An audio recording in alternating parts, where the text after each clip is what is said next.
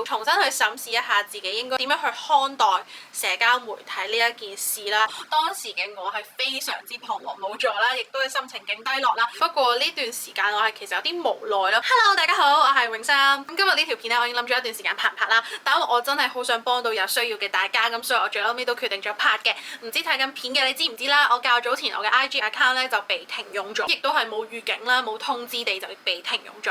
當時嘅我係非常之彷徨無助啦，亦都係心情勁低落啦，因為入邊全部都係我嘅心血好珍貴嘅回憶啦咁樣，咁所以冇咗其實都真係幾唔開心嘅。不過好彩就係我最嬲尾係可以成功自救我嘅 account 啦。咁究竟我做咗啲咩呢？被停用咗之後呢，我已經上網揾咗好多唔同嘅方法啦，但係我發現好多都已經係不合時宜㗎啦，所以我就好想拍一個最新 version 係2024年10月仲 work 嘅方法。咁我已經寫低晒今次我做咗啲咩啦，同埋成個事件嘅時間線出嚟嘅，咁我就希望毫無保留咁樣同大家分享啦。咁我個 account 咧就係喺9月19號嘅夜晚被停用。咁我發現咗係被停用之後咧，咁我諗翻起其實係有少少先兆嘅。我喺夜晚6點半嘅時候，我撳 story 睇，其實我係睇唔到人哋嘅 story， 佢就 keep 住 loading 嘅狀態。咁我當時咧就以為係 WiFi 嘅問題啦，咁但係依家我諗翻，咁我就知道當然唔係啦。咁當時嘅我冇懷疑，就放低咗部電話。咁但係到我夜晚嘅7點53分再次撳入 IG 個 app 嘅時候咧，就發現咗被停用啦。而當時嘅我咧係冇收到任何嘅 email 啊或者短信啊嘅通知啦，直至我打開個 app 咧，咁我先知道係被停用嘅。咁佢就 show 咗呢個畫面出嚟啦，就話俾我聽啊，我違反咗 IG 嘅守則啊咁樣，咁所以就停用我個 account 啦。咁我就有180日可以上訴嘅。咁當時嘅我就冇任何嘢做到啦，唯有就淨係可以撳上訴。咁我撳完之後，佢都話咁我哋就會用至少1日嘅時間咧去 check 你個 account， 睇下係咪我哋有咩 mistakes 啊。如果係嘅話咧，就會俾翻個 account 你嘅啦。我成功 appeal 咗之後咧，都係冇收到任何 email 嘅通知啦。咁我就好擔心啦，究竟佢哋係咪真係收到我嘅 appeal 咧？於是我就上網去 search 啦，原來好多人都係曾經被停用咗 account 啦。咁但係好多都係2023年嘅人分享，當時嘅佢哋咧都係可以去 help Center 嗰度咧撳一個掣係被停用咗 account， 然後就可以 send 個 email 俾 IG 啦。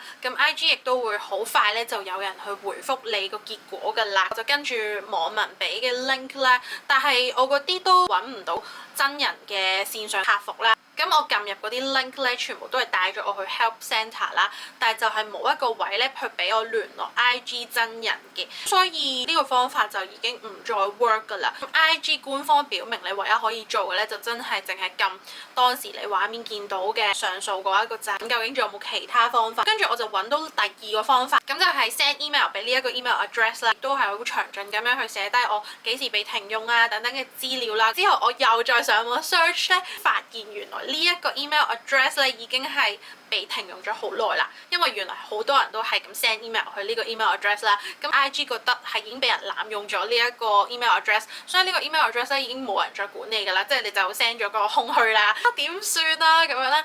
咁於是咧我就再睇其他方法啦。有人就話咧係可以喺 IG 嘅 founder 同埋 IG 嘅 CEO 甚至係 Facebook 嘅創辦人等等嘅 IG account 下面咧，你就 comment 講低件事，希望引起佢哋嘅關注啦。咁當然我都知道呢一個方法係非常之渺茫啦，但係因為當時嘅我真係實在太絕望啦，咁於是我就有跟住呢啲人嘅推介去做啦。當然係冇收到任何嘅回覆，但係相反咧，咁樣係引來咗不少嘅騙子啦。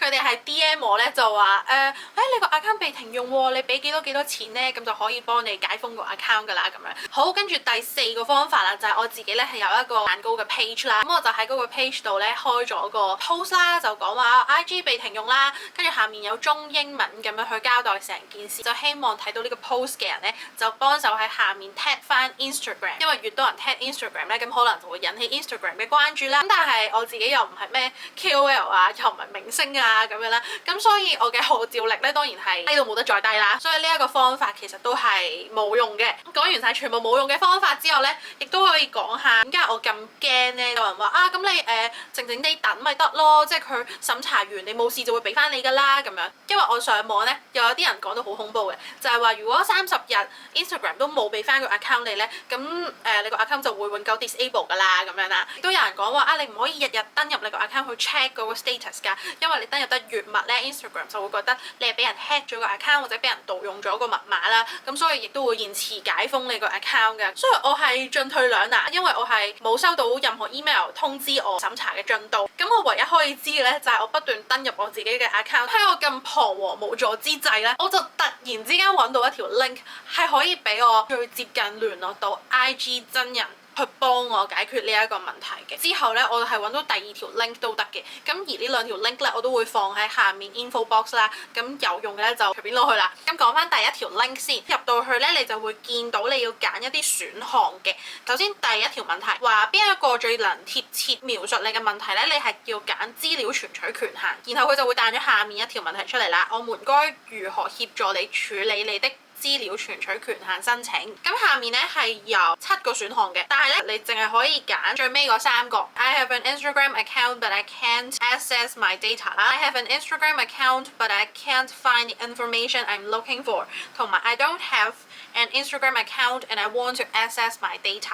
咁然之後佢下面咧就會彈咗你要填你嘅名啦、IG用戶名啦、居住嘅國家同埋電子郵件嘅。咁我就建議大家咧居住國家填美國，亦都要將你嘅 VPN 改做美國嘅，因為咁樣嘅回覆咧係會快啲嘅。電子郵件咧係要用翻你被停用嗰個 account 嗰一個電子郵件啦，填晒所有資料就可以傳送㗎啦。呢個動作就重複做3次啦。咁隔咗一陣，可能半分鐘至1分鐘嘅時間，你就會收到 IG auto 嘅回覆。你可以留意嗰個 email address。就會係一個 case number 嚟嘅，即係證明 IG 已經幫你呢件事開咗一個 case，咁你就可以喺下面咧度 reply 翻個 email 就講你嘅問題啦。咁我可以講埋第2條 link 先，咁我就喺 Facebook 亂撳咗好多地方啦，然之後揾到出嚟嘅。先咧佢第一條問題就會問你，你想針對邊項產品同我哋聯絡啊？咁你就揀翻 Instagram 啦，然後咧你就揀第2個選項啦，我如何聯絡 Meta 以查詢關於隱私政策嘅問題。咁再下面咧就有5個選項俾你揀嘅，咁你撳完嗰5個選項咧，佢都會彈咗唔同嘅嘢落嚟俾你填嘅。咁總之下面有咩你就撳咩啦，要你填咩你就填咩。咁你填晒之後都係一樣撳傳送，都係隔冇耐咧，你就會收到 Meta 寄俾你嘅一個自動回覆啦。咁你收到之後咧就可以回覆嗰個 email 啦。咁呢個內容越清楚越好。首先你要填你被停用嘅 account 名、你嘅電話號碼、你呢個 IG 名註冊嘅 email、咁你被停用嘅日期啦、時間等等，你都要去提及嘅。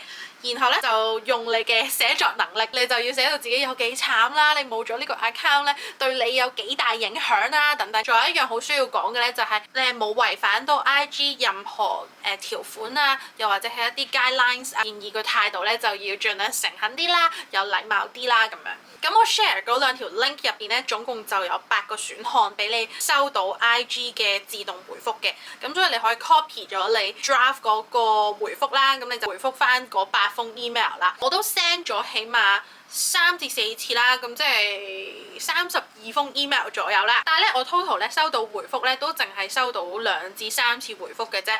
因為要留意翻，我哋頭先揀嗰啲選項咧，其實你聯絡緊嘅咧，只不過係 privacy operation 嘅團隊嘅啫。佢哋睇到你慘情 email 之後咧，其實佢哋淨係會話啊，唔好意思，我哋呢條 team 咧係處理唔到呢一類型嘅事件㗎。你有咩問題咧，就可以去翻 help centre 嗰個位咧去揾翻啱你嘅資訊啦。大家都知 help centre係廢㗎啦，你撳入去其實係冇一個位幫你揾到一個真人去聯絡嘅。你收到呢一個回覆咧，其實你已經贏咗一大半㗎啦，因為呢一個 email 係一個真人去回覆你㗎嘛。咁所以咧，你就係要即刻回覆翻，你就再次有禮貌咁同佢講，我知道係唔關你事㗎，不過我真係揾唔到任何渠道咧去聯絡真人啊。一係你將我呢件事 pass 俾負責審查嘅團隊啦，我真係好希望可以再次擁有翻我個 account 啦，因為真係好重重要㗎。咁不過咧有個位要提醒大家嘅，就係呢個動作咧唔可以做得太密，因為 IG 會覺得係一啲 spam 啦，咁就會 block 咗你個 email 㗎啦。當時嘅我咧就係2至3日先會做一次呢個動作嘅，直至你可以重新登入翻你個賬戶啦。直至過咗15日啦，2個禮拜嘅時間咧，我都仲未開得翻我個 account，於是我就真係放棄啦。喺10月3號嘅時候咧，開咗一個新嘅 account， 然後咧去到10月7號，當時咧就係夜晚嘅11:11，我就喺 IG 度叫翻個 friend 加翻我入一啲 IG 嘅 group。咁我入到嗰個 group 之後咧，咁我就有啲好奇，究竟我 disable 咗個 account 喺個 group member list 入邊係一個咩狀態嘅咧？咁樣，咁我就撳咗入去睇啦。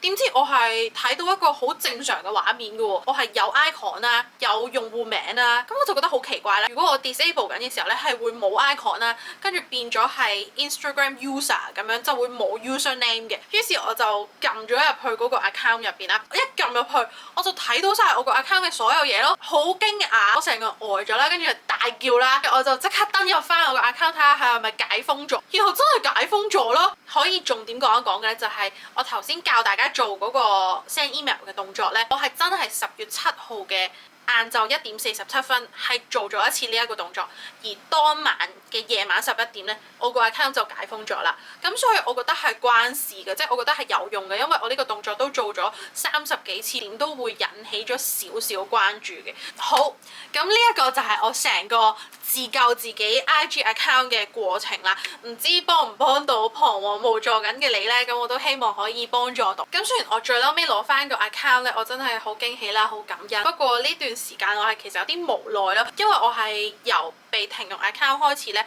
我係冇收到任何嘅 email 通知話我被停用啦，甚至話我違反咗一啲守則咧，我亦都唔知喺邊一度違反，所以佢停啦。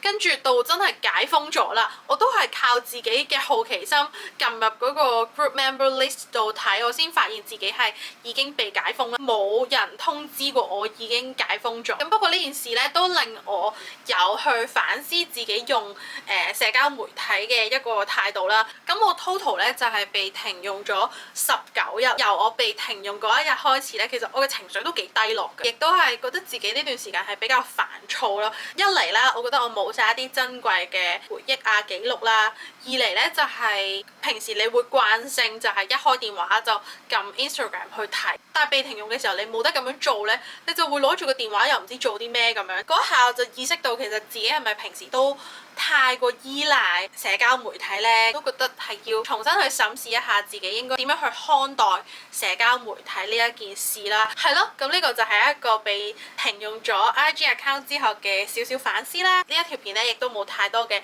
剪接技巧啦，因為都係純分享，希望幫到有需要嘅大家嘅啫。咁如果都對你有幫助嘅話咧，就記得俾個 like 我啦，仲要記得 comment、like、share 同 subscribe 呢一個 channel， 開埋個鐘仔。遲啲咧我再遇到啲咩好特別嘅嘢咧，都會毫無保留咁樣分享俾大家聽㗎。咁我哋就下條片再見，拜拜。